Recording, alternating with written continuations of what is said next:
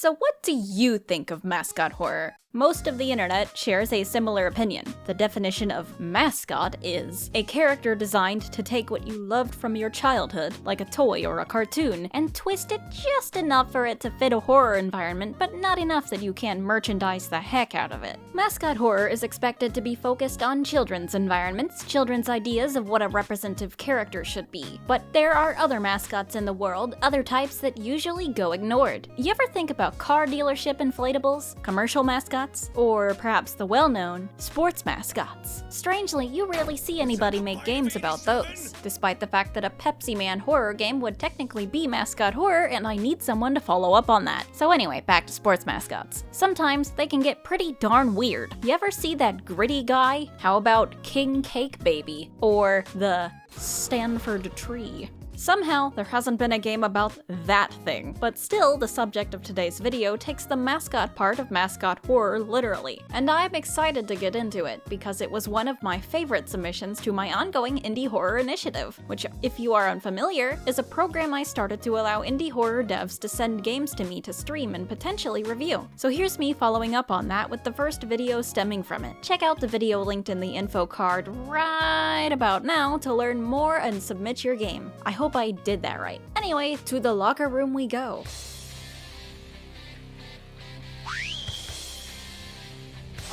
Developed by Silver City Sharks, Greg's Deadly Draft is a mascot horror game that throws you into football tryouts with the mascot of the Silver City Sharks football team. Play against Greg White Shark in a battle for your life as he tries to recruit you for his failing football team. Use your football against targets. Greg is putting you through several trials to see if you would make a good fit on his roster. Throw the anchor to stop foes, once used as a prop for entertainment, now utilized to stop an enemy right in its tracks. Collect serum to gain a speed boost. Dropped by your adversaries is a potion that gives you an advantage in combat and stealth. Make your way to the depths of the stadium and find the clues to get out. The game sits in a weird realm of both being popular and not being popular. It's honestly an interesting case. There isn't much in-depth coverage of it on the internet, yet most of my friend group knows about it and loves it, plus I've seen it played by some pretty big channels in the past. It's like fighting Jason on the NES. Oh yeah, with the paper wads. Yeah. In my opinion, Greg's deserves far more attention than it gets. Hence why I am going to try to push it a little farther and go over it with you guys today. It's a wonderfully humorous take on mascot horror, and it's pretty fun to play, with quality voice acting, models, and music. Never mind the fact that it officially collaborated with none other than Garten of Ban for a cameo. This game is an enigma, and one that I am honored to witness. Hello, welcome to my game. I'm Greg White Shark, the mascot of the Silver City Sharks football team. You've been brought here to try out with the chance to become a shark. Prove to me you are worthy of joining the roster.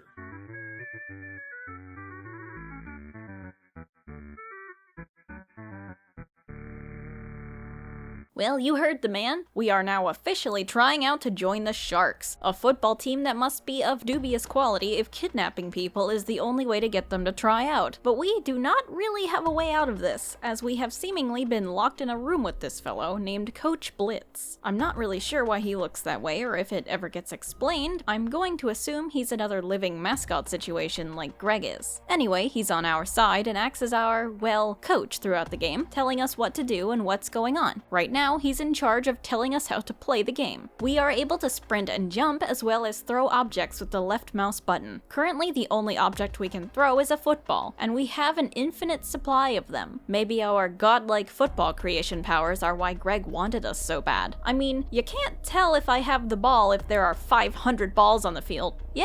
Is it too obvious I never understood football? I was just in the marching band, I never paid attention.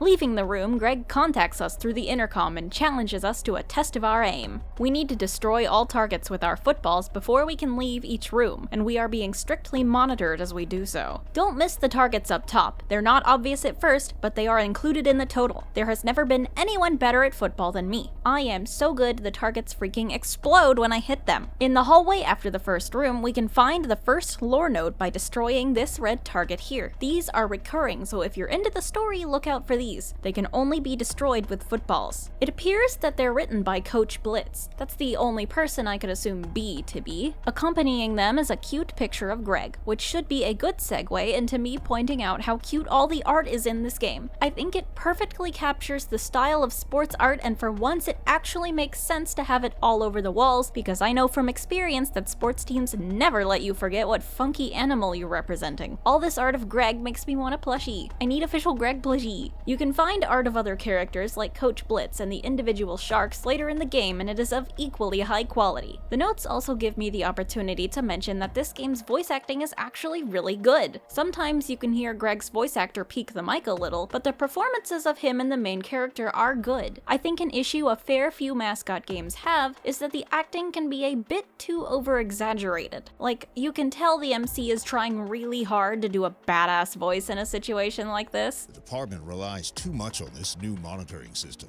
At this rate, they'll soon give us a joystick and a lightsaber. But it just falls flat. I prefer it when the goofy characters sound appropriately goofy. I'm Greg Whiteshark, the mascot of the Silver City Sharks football team. But the characters trying to survive sound like you'd imagine someone to in a situation like this. Watch for my notes. From B?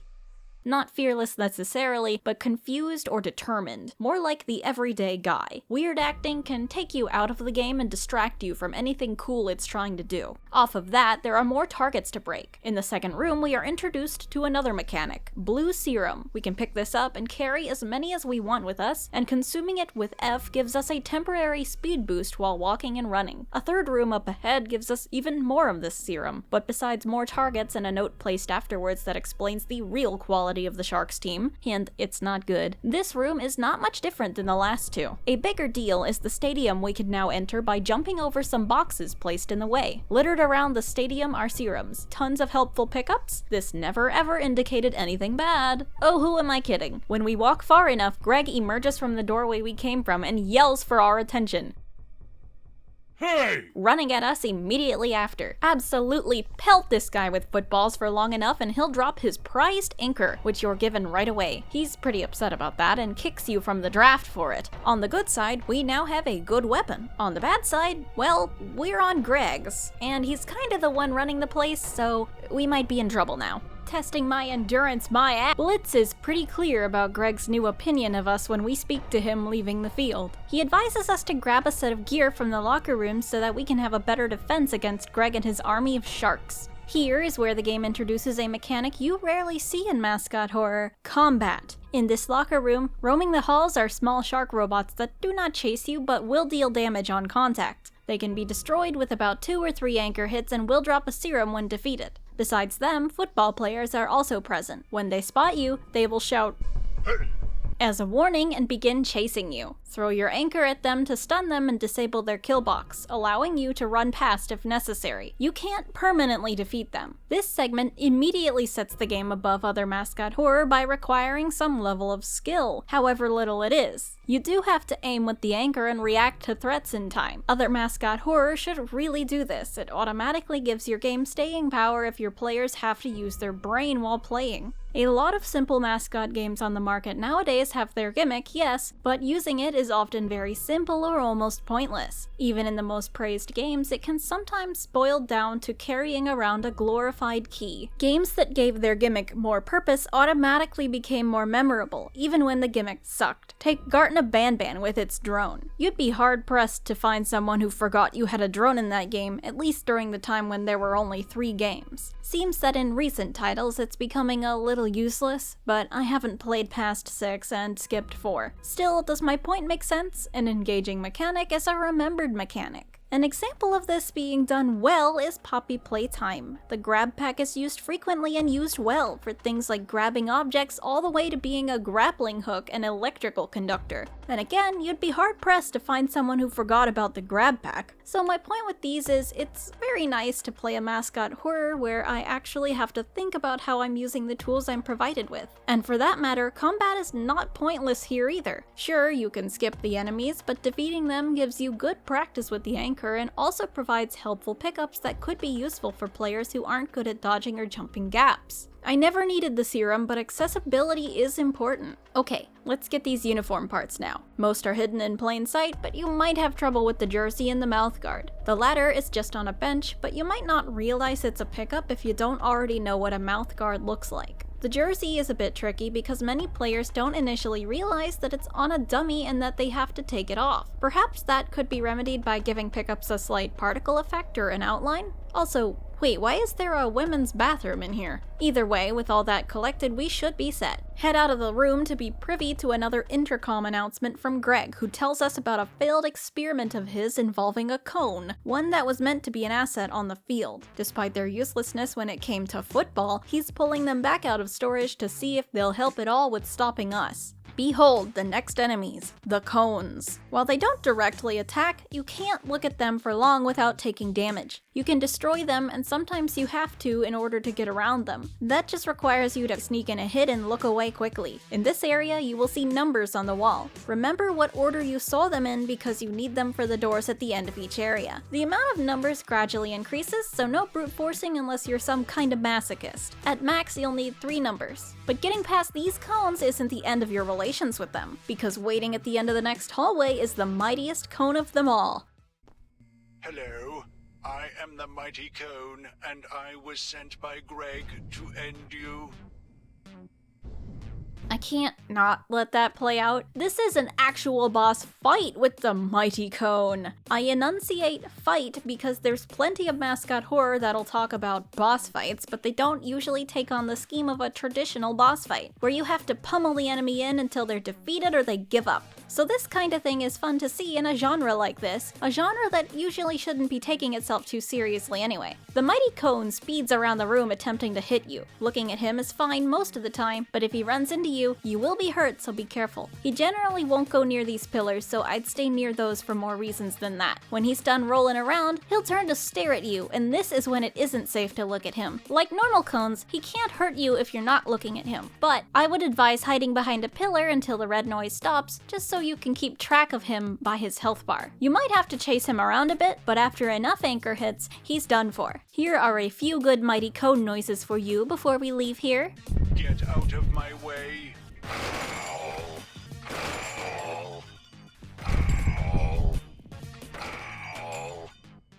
The health pickup he drops will refill your whole health bar, so I suppose you can afford to be a little risky. After you've disposed of the cone, an elevator takes you to what is quite the lovely room, actually. In it, there are plenty of couches, pretty lights, and refreshments. According to a note in the room, this place is meant to make people comfortable with joining the sharks. I guess it's a full-time job if these sharks aren't being sent on the hunt for us. Even Blitz is busting it down. But we cannot stay in here forever. Proceed out the door in the back to be contacted by Greg, who asks us how we liked that halftime show room. I love how he says it. Did you get to boogie down? Did you get to boogie down? But here, well, I don't know if you saw my first Mascot horror video, but I kinda suck at platforming. Who in their right mind would have kids taking leaps of faith before they learn their colors? And I dislike it when pointless platforming sections are included in Mascot horror, or I guess any genre, but Mascot games are particularly bad about it. But what makes a platformer section pointless? Well, I'd say it's when it's very obvious it was only included for the sake of padding out the game's runtime. Notable offenders are Garten of Banban and its numerous clones. They don't do anything special with their platforming, it's just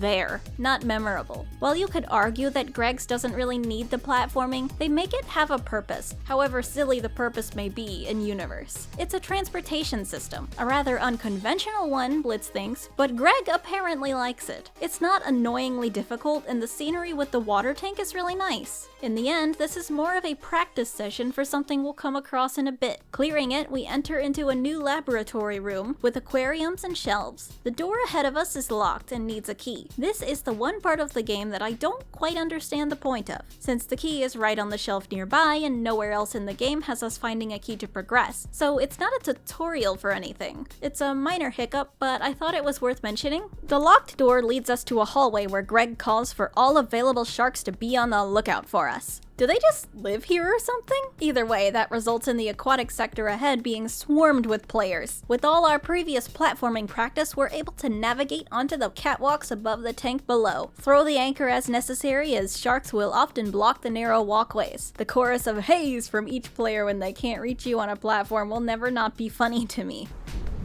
Hey, hey, hey, hey.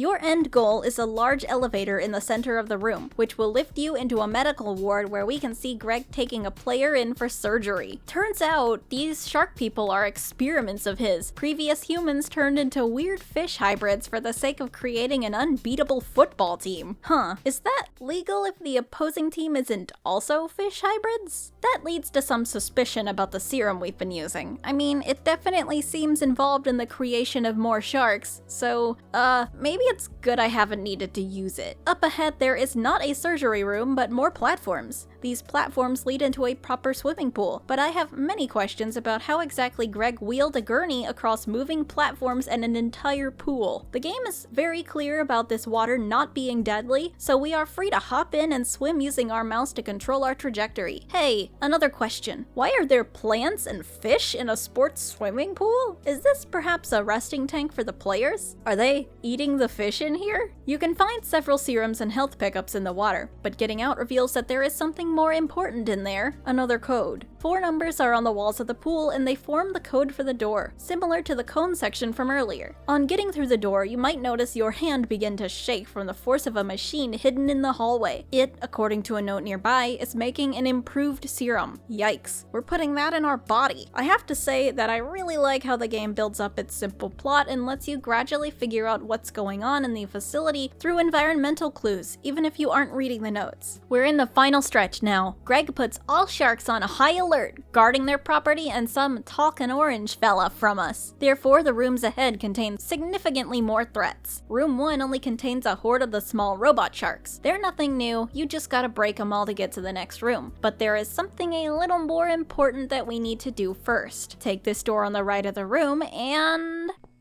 It's unfortunate that Greg doesn't see eye to eye with me, and has trapped me here. We have quite a bit in common. Oh, that talking orange fella! It's the one and only Stinger Flynn of Garten of Banban fame, coupled with his real voice actor too, as he laments not seeing eye to eye with Greg. A note in the room mentions that he showed up on the stadium's doorstep one day, but I guess Greg didn't like that too much since he's locked up in here. Hey, look on the bright side, Flynn, you hated being in the kindergarten anyway. At least you have some water to hang out in now. Oh. Never mind. I didn't know you could kill him. Well, next room! Up here, the greatest enemies lie. The furthest transformed sharks patrol these halls and can be defeated, but are quicker than other enemies. One hit from them will be your end. Even their haze are more menacing.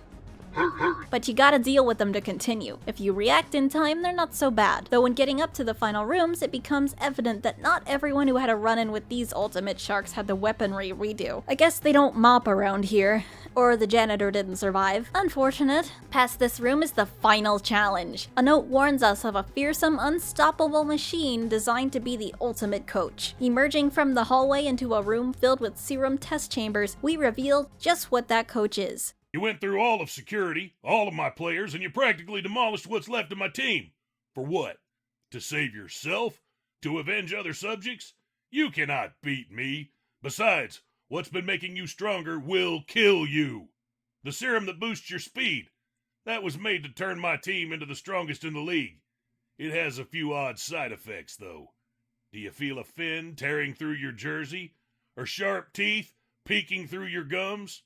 You're now a shark, so go ahead, fight me, but I have a feeling your anchor won't be enough this time. It's Greg in a shark mech suit, and he has some words for us, revealing the truth. He says our anchor won't be enough, but don't worry, the game reassures us that yes, it will be enough. Nice subtle humor. Now, you've just gotta wail on Greg while avoiding his hitbox and also the occasional bullets he fires with significant telegraphing ahead of time. Now, honestly, I have a few gripes with this boss fight. It's decent, but it doesn't feel like it's more interesting than the mighty cone was. In fact, due to how slow Greg is, it's way easier, and that's a pity. He doesn't attack very often, so you can kinda just sit a ways away and hurl the anchor until he jumps, and you just gotta scoot to the side some. I think for one, the jump could have spawned a shockwave you needed to jump over. I thought it did at first. Greg could also be sped up a tad, and he could fire bullets more often. The bullets as they are fast enough though. Just some increase in mobility and action on Greg's side would keep the player moving and make the fight feel more substantial as a final boss. Him healing occasionally is a good touch though.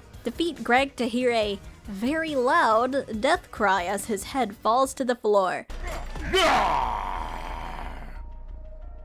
If we put on the head, will we become the new Greg? Wait, no, let me at least try. Oh, damn it. Well, at least y'all are happy. Oh, and Flynn is alive. Yay! I don't have blood on my hands. Or ink? Gavanium? Never mind. Everybody is dancing and celebrating Greg's death. Blitz is here too and personally thanks us for championing through where he could not. Even the guy from surgery is here, though he's still not doing too hot. He'll get over it. But here, now all we have to do is walk through that exit.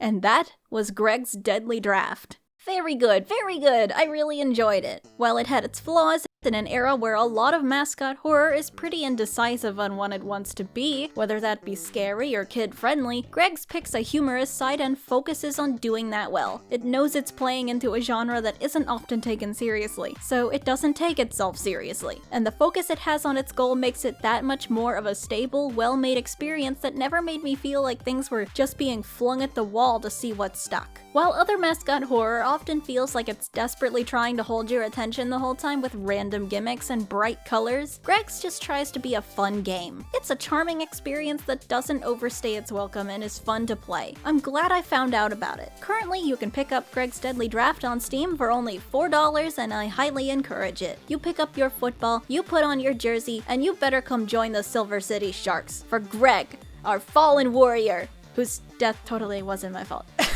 Anyway, thanks everybody for helping me get to 40k. I appreciate you so much. It's hard to give that many people an individual pat on the head, so I just get close to the screen and there we go. Hey, anyway, you know who it's been. This has been Glamrock Dusky, and remember, have a phasorific day.